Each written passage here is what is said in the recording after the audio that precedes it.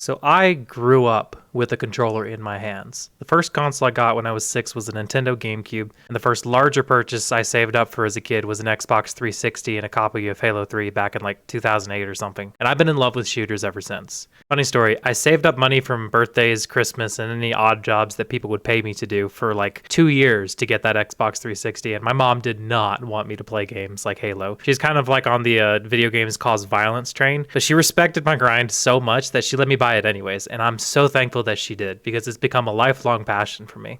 For a lot of people like me, shooters and controller are like ketchup and french fries, cookies and milk, Twitch streamers and complaining about the games they play. It's just how things are. It's how it's done. They go together. But that's not how it was for everyone. Plenty of other gamers grew up on Quake, Unreal Tournament, Counter-Strike, Team Fortress, and countless other icons of the first-person shooter genre. I remember when Crysis came out and feeling so disappointed that it was only on PC because it and many of the best games when I was growing up were exclusive to PC. And I myself have been getting into PC gaming over the past couple years. I'm still kind of new to this in the long term, but I'm getting there and getting used to playing MnK on a lot of things, and it's a really satisfying way to play games. We now live in an age where game developers are seeking to bridge the divide between console and PC, and by extension, the gap between controller and mouse and keyboard. It's a debate that sparks controversy among many gamers, especially in Apex Legends, but we're going to go over all the different reasons why it's controversial in the first place, and talk about some potential solutions. We'll primarily be talking about this difference of inputs in Apex Legends because, quite frankly, Apex is the closest any game has ever been to equalizing them. And if you don't believe me, we'll just look at all the other esports on the market right now. I mean, the bar isn't really that high, guys. Halo and Call of Duty are almost exclusively controller. Rainbow Six Siege, Overwatch 2, and Fortnite are dominated by MnK, and Counter-Strike and Valorant don't even have the option to play controller if I'm correct. In contrast, when you look at any tournament in Apex, especially in the ALGS, the representation of each input is split more like 60-40, with MnK taking that solid lead. It's not a totally fair distribution, but it's way closer to fair than the industry standard. In fact, Apex is a great place to start because the debate over controller in this community highlights the first problem that we have, which is aim assist. If you don't know, aim assist is basically code in the game that helps you aim. It's been compared to aimbot, and there's fair arguments to say that it is. There's two primary types of aim assist, at least in Apex Legends. The first is reticle slowing. Your aim simply slows down as it goes over the target. The second is the more controversial, and it's rotational aim assist, which actively pulls your aim towards the target as they move. In Apex on console, aim assist is set to 60%, and in relation to rotational aim assist, that means that the program is tracking with about 60% of the movement of a target. This value is reduced down to 40% for PC controller players. Now, mouse and keyboard doesn't have anything like this, and they never have. Part of the logic for giving controller players some help is that they're only aiming with their thumbs, which doesn't allow for much control, whereas MnK players can use their whole arm to aim. And really, if you think about it, MnK players are using more than just one part of their arm. They're using the fingers, the wrist, the elbow, and even the shoulder to all assist their aim in different ways, albeit small ways. Controller players literally just have their two thumbs. That's all they got, nothing more. So MnK doesn't have anything resembling aim assist, but why is that? Why does one input get help and the other doesn't? Sure, aiming with your whole arm is easier overall than just using your thumbs, but it's still pretty hard. It's not a gimme by any means. So why didn't a developer ever try to help the player out? Well, part of this is due to the history and culture of first-person shooters in both scenes. The first successful FPS on console was GoldenEye for the Nintendo 64 back in 1997, and in that game you would literally have to stop and shoot, no moving while shooting whatsoever. It doesn't even look remotely close to what we have for shooters today. PC shooters had featured pretty fleshed out moving and shooting for years by that point, some of which we're going to touch on later. A lot of the fundamental movement techniques, like bunny hopping for example, originated in the mid to early 90s. The next truly successful FPS game on console, and the one that most closely resembles modern shooters today, was Halo Combat Evolved, and it solved the dilemma of moving and shooting on a controller by implementing a dual stick layout and some aim assist to help those thumbs. If you look at an Xbox controller, that's the controller that solved the problem of shooters on console. That's the reason you're able to play Call of Duty on your Xbox and your PlayStation, is because Microsoft figured that out. Now, it was always the goal to make shooters on console as accessible as possible, since they really didn't become popular until Halo Combat Evolved became a success. So helping the player artificially was seen as necessary in order to attract people to this game and to this genre, and to establish a market for it. In the context of Apex, this manifests as MnK players with thousands of hours of gameplay having close range beams that are almost as good as the guy who's been playing roller for a week. On PC, there's nearly a decade of competitive hardcore FPS history predating Combat Evolved's debut. In fact, you can thank Quake Pros for the fact that we use a mouse to aim and WASD to move. There was a guy named Thresh that played Quake, and he pioneered that layout. It was so dominant that he took the whole scene with him. He also won a Ferrari for it too. There was a whole tournament, it was a whole big thing. You should look it up, it's really cool stuff. And around the same time that Halo was birthing the modern day console FPS scene, Counter-Strike was coming up just about the same time and birthing the tactical shooter genre. So on top of PC already having years of culture before controllers even started picking up in this genre, you had a cultural behemoth like Counter-Strike that was and probably still is the single most popular multiplayer game on PC. And Counter-Strike isn't exactly a casual game. It's got one of the largest and longest running esports scenes in gaming history, and it's got a very large skill gap for people getting into it. That's why PC gamers might seem a little more serious than most. A lot of their games tend to be this way. There's decades of competition that's driven growth and culture there. Also, any innovations in technique never came from developers themselves, but always from the players. We can talk about the Quake Pro that pioneered mouse aiming and WASD movement. Before that, everything was handled on the keyboard, aiming included. Can you like literally just think about that for a second? Like put your right hand on your keyboard, put it over I, J, K, L, and imagine you're using that to aim. Can you, like, that's clunky. That's not very fine at all. I can't even imagine people trying to do that. Well, obviously the players themselves can't make something that literally aims for them. They can only use what's already available to them. That would be cheating otherwise. So nothing like aim assist was asked for or developed on MnK. It's not that controller esports don't have a competitive history either. I don't want to give that implication. Halo spawned a competitive LAN scene almost overnight with its popularity. Halo 2's comp scene was so big you could literally find it live on ESPN for a while. And as far as I know, Halo 3 was the first esport to see any pro sign $1 million contract, and that would be T-Squared for those who don't know. You might recognize him from some ALGS streams. He was pretty awesome at Halo, got signed by Dr. Pepper. It was a whole cool thing. Obviously, Call of Duty's been huge too, spawning some of the industry's largest creators, Nick Merckx, Tim the Tapman, Nadeshot, who founded 100 Thieves. And they played other games too, like Gears of War. But literally, if I named all of the pros and all of the major content creators that have gone through Call of Duty, it would add like 10 minutes to the video. It's important to recognize, though, that esports for controller developed despite the games being aimed at a more casual audience. Developers weren't making these games specifically for competition, whereas MnK Esports already had a stronger trend towards competition. So you've got two scenes growing in separate directions for separate reasons in separate ways. So both inputs have grown with different player bases, different scenes, and different games. And like we said earlier, although crossplay has been rolling out across the industry for a while now, Apex is the only game that has gotten even close to equalizing them. And that's not because the inputs themselves are on equal terms. Aim assist is lethal at close range, even for relative beginners, but those of us aiming with our thumbs tend to be less effective after a certain range. The mouse is a much better long-range aiming tool, and also significantly faster for flicking and tracking fast-moving targets that are changing directions rapidly. A lot of these reasons are why nobody who's serious about competing in Halo, for example, with its close range maps and longer time to kill, thus requiring longer tracking, it's why they wouldn't play MnK.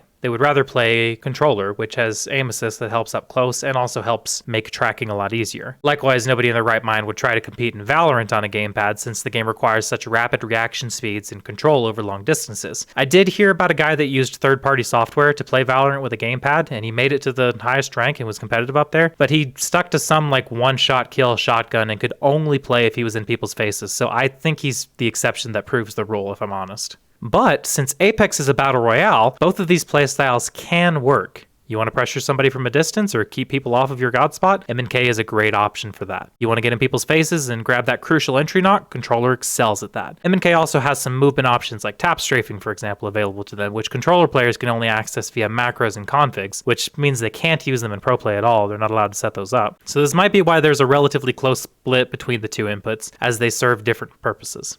Now, pros have been complaining about the prevalence of aim assist for a while, though, and they all seem to agree it's overpowered, despite the split being in favor of mouse and keyboard. That's also despite the fact that the vast majority of the player base is on controller, by the way, since they play on console. Game's been out for 4 years. If roller is so broken, then why aren't more console kids making the switch and competing at the top level? Why does controller not dominate this split? Yes, if you look at the stats, most of the kill leaders are on controller, but usually you get a roller player specifically to fill that fragging role, so it's not too surprising realizing that they're finding the best killers and those killers are leading in kills. Yes, TSM just won a LAN after their IGL Imperial House switched from MnK to Roller, but to say that that's the only reason they won would be disingenuous. They did way more than just switch inputs to win that LAN, most notably getting their coach Raven to whip them into shape and really change the way that they approach the game. There's also a few more internationally successful triple MnK teams than there are triple Roller teams. For controller, you've got Luminosity, Sentinels, formerly signed under the Guard, Jailings, and I think that's all the triple Roller teams that were at the London LAN.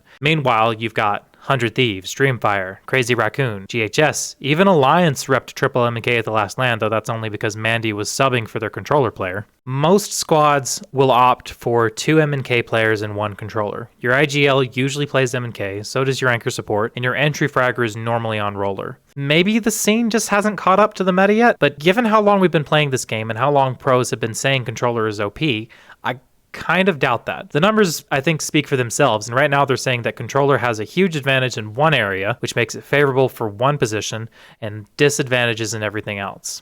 So despite having help, controller players are less common than MnK players at the highest level, which we can safely assume means that the input is overall weaker than MnK. Yet, MnK players are frustrated by how easy it is for rollers to beam them up close, and they have a good reason to be upset. It's not fair that one person has an algorithm helping them aim and the other doesn't. A good roller player with an SMG right in your face is almost impossible to deal with, yet they're almost useless with a sniper or at any longer range. But you know what? This conversation about controller versus MnK at the highest level doesn't matter for most of us. We're talking about people who grew up with a mouse or gamepad in their hands, people with hand-eye coordination that far exceeds anything we're ever going to achieve on our own. What does this balance look like for the average player? What does it look like for us, the ordinary people that go to school, go to work, come home, play games for a couple hours a day? What does it look like for the average gamer who wants to play Apex normally? And especially, what does it look like for the average gamer who wants to get into Apex? Well, I have some unique perspective on that. Like I mentioned earlier, I started my content creation career on MnK, and my controller broke last week, and I had to send it in to get it fixed. Thankfully, it was still under warranty, so that was all good, but I played some MnK in the meantime, just to tide myself over. And y'all,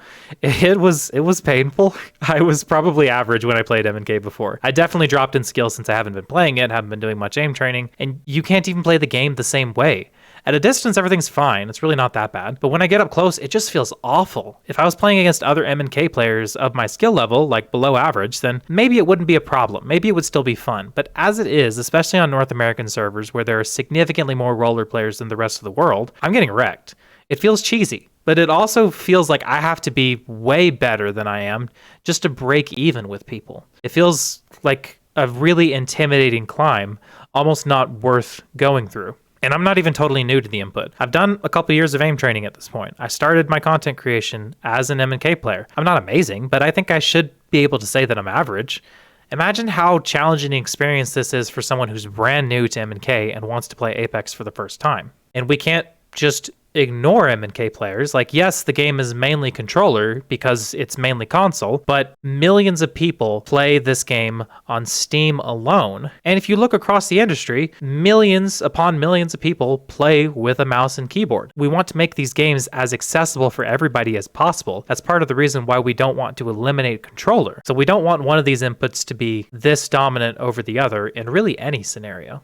So what's the solution then? Well, you could tweak some numbers to nerf aim assist at close range and buff it at long range, but that's easier said than done. Well, nerfing it up close is pretty easy actually. Just dial it down a bit. But at long range, you've still got the bullet speed to compensate for. So if you just turn up aim assist, it's not going to help because your aim is just going to stick to the fellow that's a mile away and you'll just be shooting right behind them as they prance through the field. You can't just give MnK aim assist either. For one thing, there's a whole industry standard that Respawn has to follow now. You'd be messing with the muscle memory of millions of people. It'd ultimately do more harm than good. It's already bad enough for roller players to switch between games because aim assist is handled differently between titles. There's not like a standardized code for that sort of thing. If I played Halo right now, you'd never know that I used to hold my own against pros in that game because my aim would just be all over the place. It would take a lot of adjusting to get back to it. You could separate queues by input, at least in pubs, and a lot of games have opted to do this. For example, allow MnK players to have an option to queue against only other MnK players and do the same thing for controller. There's a few problems with this though. One problem is that the further you divide up a multiplayer population, the more you end up hurting the overall population. I know that seems counterintuitive, that giving people more options would drive them away from the game, but that's what data has shown. That's the reason Apex doesn't have a solos mode, by the way, because they found out the battle royales that have a solos mode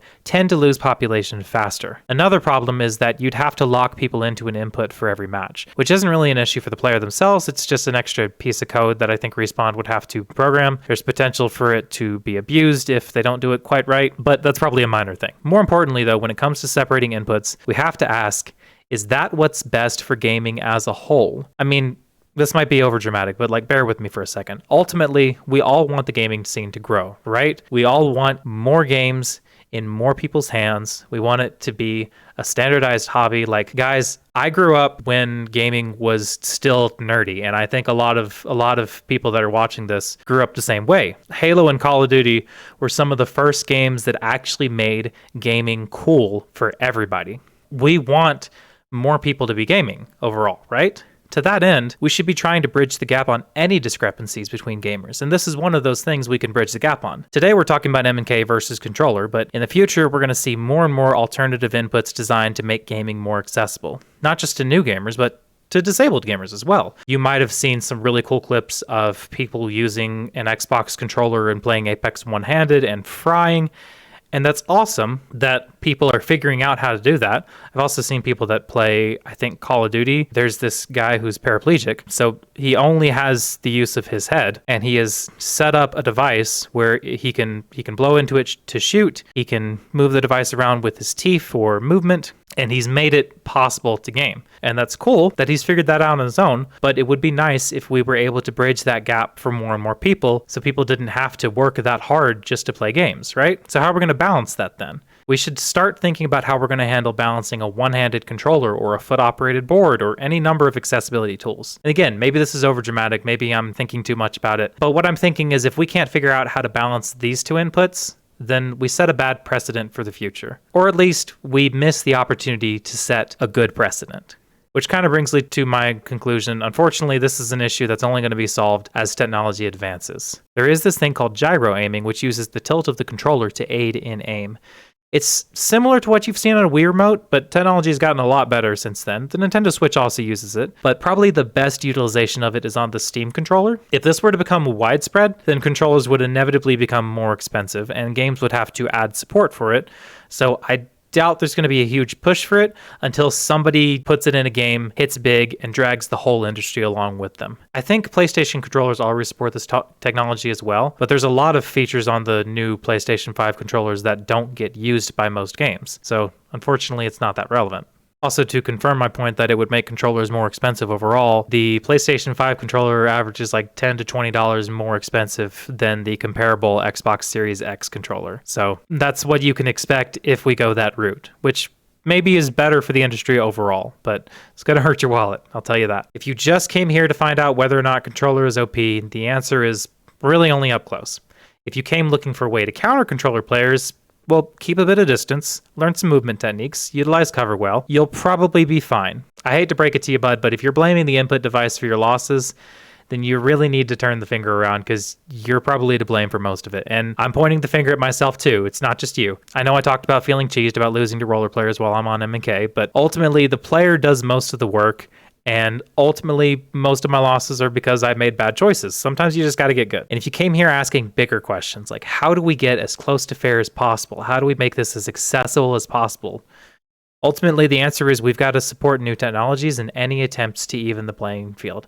And to that, I want to say, yeah, it's difficult in Apex. I mainly play Apex over here, so I'm going to speak to that. It's annoying, but we should applaud Respawn for genuinely getting things closer than they were before this game came out, by bridging the gap more than it was before the game came out. If you watched all of that, or even most of it, then thanks for supporting the channel. Don't forget to like and subscribe for more content like that. Leave a comment down below, either eviscerating me for being an aim-assisted scrub, or you could also comment something actually meaningful, like an argument that I might not have touched on or something, or some cool technology that I didn't know about. This gameplay is straight from my Twitch, so if you want to chat live, then don't forget to follow over there. Also, if you like keeping up with the channel, I do have a short channel update. Link for that is going to be in the description. Yeah.